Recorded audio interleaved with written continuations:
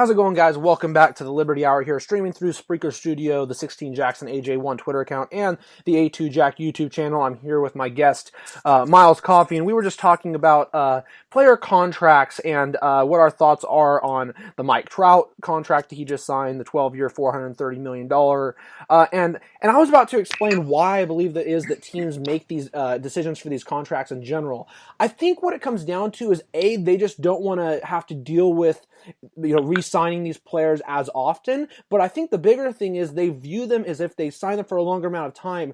That's a person that they can use as for other free agents to come. Use it as a reason for other free agents to come. Hey, we've got this star player. You can get paired with this star player. So come over. They use it as an attraction when they make these big contracts. But what I think would be better is because, for example, a team like the Angels, which we both know does not have the best pitching staff, what you could do is you could still sign a person like Mike Trout, say, a 4-year, 5-year, $100 million deal.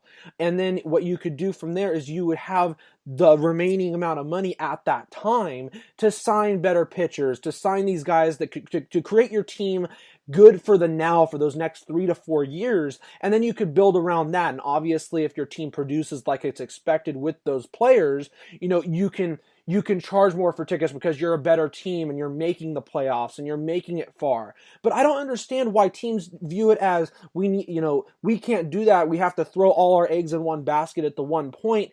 It just, to me, it's not a good way of managing the team, but we see it happen much more in today's society.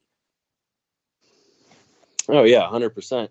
I think I totally agree with what you're saying with the 5-year thing. Sign them for 5 years and use the other funds to bring in some pieces that actually make a difference instead of keeping the one guy you're not changing anything. You're just giving one guy a bigger contract. I agree with the whole flashy piece. Like, hey, look what we got. This is the guy we've got. But I don't know. The contracts just, they don't make sense to me because after 5, 6, 7, 8 years, how old's Trout right now? 26 or 7? Let me look that up because I actually was going to look that up. Mike Trout age. Oh, I accidentally spelled it wrong. Mike Trout. We'll go back to all 27 years old. There we go. So he'll be 39 by the end of this? Yes. Yeah, crazy, okay, right? But yeah, by 35, I don't think Trout's going to be anything fucking close to what he is now. Right. But I guess they're hoping that contract within those until then is going to bring in some studs. But I don't know. I think it does attract other players, and I think it attracts the up and coming players that want to play for them too, that are going through the minors. Like, hey, get motivated. We got this guy. When you get ready, get up here. Let's kick some ass. Right. Well, and going back into our price gouging conversation, when you sign players to these contracts, obviously that's going to, people are going to say, hey, we have this guy, so it makes sense for you to pay more to see him because he's obviously this huge megastar. Obviously, when you go to places like the A's and stuff, they don't charge fans as much because they don't sign players as contracts as much. So I think also it kind of hurts the people that were already going and seeing those games years before, like a decade before, because when you sign players to these mega deals, you have to charge fans more for tickets. You have to charge more for season tickets. And it effectively prices the lower middle class or the people who would want to go to a game, a couple times a year. It prices them out of the market to where they're almost paying as much to go see a game for that experience as they would, say, a vacation to somewhere. And to me, that's not right because, people should be able to experience these times with these athletes and these players like they were in the past. But I understand we live in an evolving, changing world. But I don't know. That's just something that I'm not a fan of in that respect. But I understand why teams do it. Yeah. I see why they do it, but I agree with you. It's taken a lot of the fan experience of the game away. Because, and we see, there's much more people, especially celebrities, when there are games and stuff like that, half the people nowadays don't seem like they're even engaged. You see obviously videos, that have turned into memes of people, on their phones at games, and then boom, they get hit by a fly ball or something like that. And And so, the real fans, obviously, I'm not saying that all people, lower middle class, middle class, whatever, are real fans, but people who were the real fans, when they get priced out for a person, who's some, rich businessman who wants to just come see a game because screw it, and then they're not even that big fans, it just, that to me, there's something wrong with that, because you're taking away from the people who truly have a desire and care about what they're seeing put in front of them. Yeah, and you'd think that some of these corporations would pick up on that and think that they would actually serve their true fan base versus their, I would say, cosmetic fan base, the people that just show up to take a client out or to take their girlfriend out because it's the cool thing to do and not actually pay attention or give a shit about the game. I'd rather have a stadium packed full of people that are 100% engaged than someone that's paying twice as much and just could give a shit. Right, exactly. Well, so we'll go ahead and get out of that. But I mean, that was a great conversation we just had there about the sports. I wanted to go ahead and get back into some politics. So today, I wanted to say this coming into the show. It marks the end of an era, but I can't say it because it's probably not over yet, and we're probably going to get a whole heck of a lot more coming in this next week, month, hopefully it ends soon. This Mueller investigation. Mueller today delivered a report on the Trump-Russia investigation to the Attorney General, effectively the Russia probe. So this is a story from the New York Times that came out earlier today. The special counsel, Robert S. Mueller, on Friday delivered a report on his inquiry into Russian interference in the 2016 election to Attorney General William P. Barr. The Justice Department said, bringing to a close an investigation that has consumed the nation and cast a shadow over President Trump for nearly 2 years. This has basically taken as long as the Watergate investigation did under the Nixon. Mr. Barr told congressional leaders in a letter that he may brief them on the special counsel's principal conclusions as early as this weekend. A surprisingly fast turnaround for a report anticipated for months. So I want to go ahead and get your thought. How much of this, if any, do you believe will actually be re-released to the public anytime soon? And do you feel that there is going to be an end to this anytime soon? I would say it's probably going to take at least 2-3 weeks for the public to see it. Is it the end of it? No, nowhere near. The media just got, 2 years of baseless coverage and millions of dollars made off of it. Why not just roll on to something new? I think it's just going to be something else. Or they're just going to spin this as that, it was always about his tax returns, or it was always about his whatever. It was about his tax returns. It was about this hotel company. It was about whatever.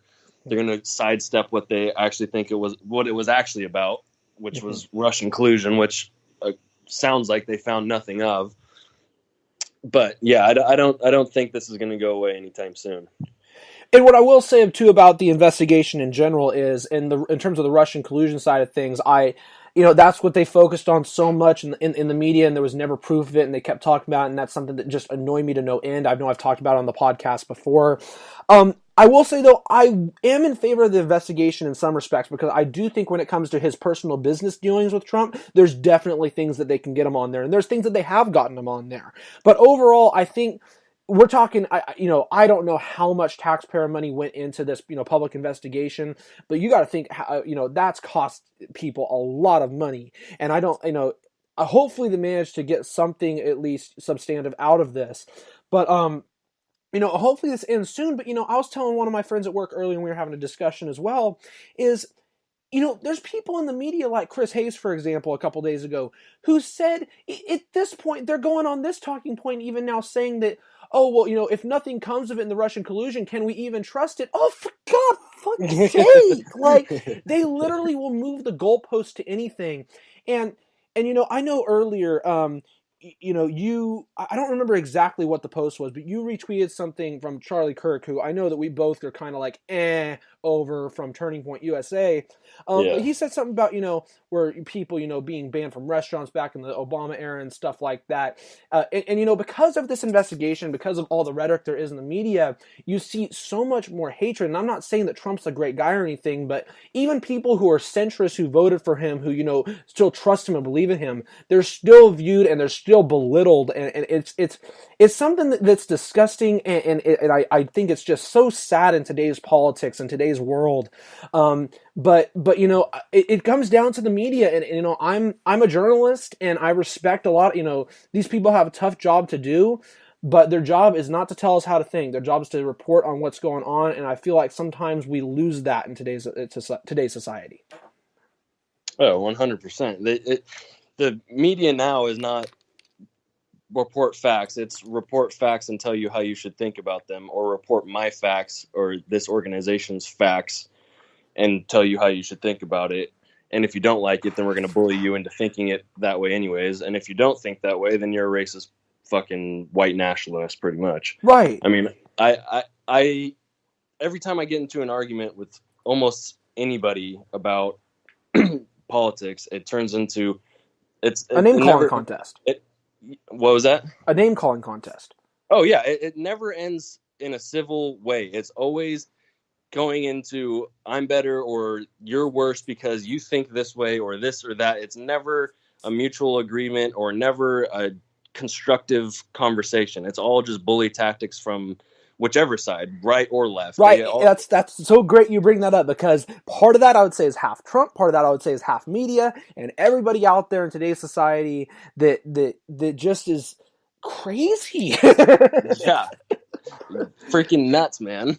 but yeah, so overall though, I want to get into this last issue in a second, but hopefully this is something that we can actually get onto the real issues that are happening, because with this investigation, obviously there was people were talking about WikiLeaks and stuff like that, and framing people like Julian Assange and Chelsea Manning and stuff like that, even as people who are, if not just centrists, or people who are libertarians, as liberal or as conservatives, even though they're liberals, they were framed as conservatives because of everything that happened with WikiLeaks and the emails and everything like that.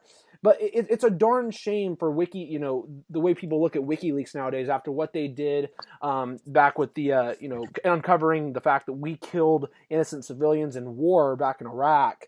It's a darn shame. But that this all gets into one thing with the crazy people we're talking about, and it has to do with the cancel crowd. And there's so many people, and cancel crowd gets into social justiceism and everything like that. There are aspects of social justice where I understand, respect, I completely get it. But it's when you take it to the point where you start wanting to go against, what our forefathers believed in, the First Amendment, the Second Amendment. And obviously conservatives have done a good job of destroying the Fourth and the Eighth Amendment as well, and both sides have destroyed the 10th. But it's so much more prevalent to see what's going on with the First and the Second in today's crowd, the cancel crowd. And the cancel crowd needs to be canceled, and what I mean by it is, one example of the cancel crowd is what's been happening with Shane Dawson. If you haven't seen this stuff, there was a whole thing that went up about what he said about cats on this podcast a few years ago. Something about he's like, joking around about, I don't know, fucking his cat or something like that. But what most people don't understand is, back when Twitter, YouTube was a smaller platform, he used to say stuff to try to get attention and stuff that was bad, and he even admits today that he shouldn't have said. What annoys me the most, though, out of the entire situation, I'm reading this through BuzzFeed, and I shouldn't even be on BuzzFeed because it's cancer, but the article says, here's why some people think Shane Dawson's engagement announcement is weird timing. So if you missed it, Shane Dawson, he's one of my favorite YouTubers if you can't tell. He engaged to his boyfriend a couple days ago or a few days back, and people are trying to say that he did it at that time to try to distract from the whole thing with the cat thing.